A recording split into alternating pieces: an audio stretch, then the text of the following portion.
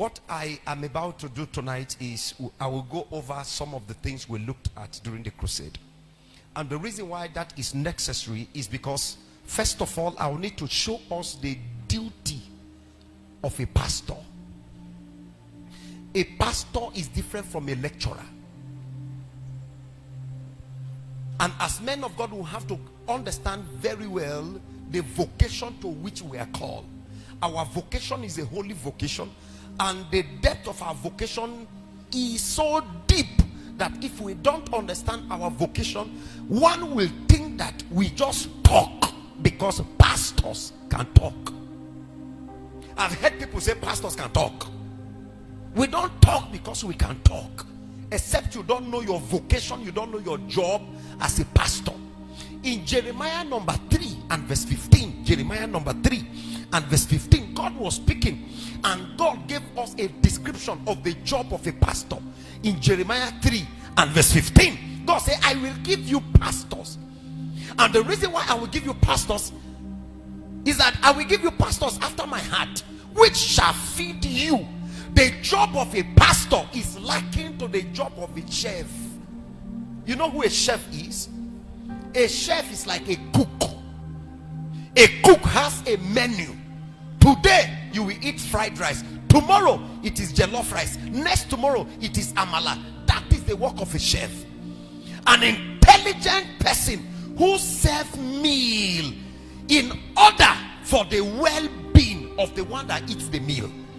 So a pastor is likened to a chef.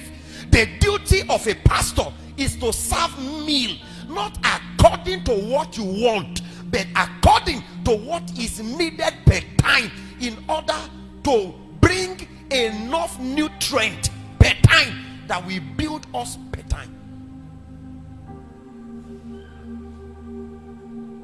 So we will have to take the job of a pastor very serious.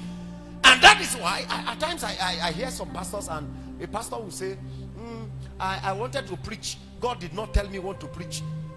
If all the time you preach is you waiting for God to talk to you to preach, it means you don't even know your job as a pastor.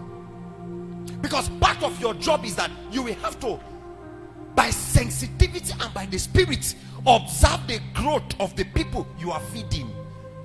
I know my children. There are times I go to market myself and I buy certain things and bring home because I observe. I know, guy, by this time these children should eat this and eat this and eat this and eat this and eat this, because I want them to grow well. So even if there is, I'm not saying God cannot do that, or God shouldn't do that, but even if God does not say, Solomon, my servant, carry your Bible and teach. I have had instances of times I have prepared to come and teach something, and I said to us that this is what I wanted to teach, but this is what God wants me to teach. You have heard me say that before. These are divine interruptions. Probably God had something to do that day because of somebody that was seated in the meeting. But however, apart from those rare occasions that there are divine interruptions on what God will want us to feed on, a preacher is likened to a chef that should know the kind of meal to serve from time to time. So I say, every pastor is an intelligent being. You can't be ignorant and be a pastor.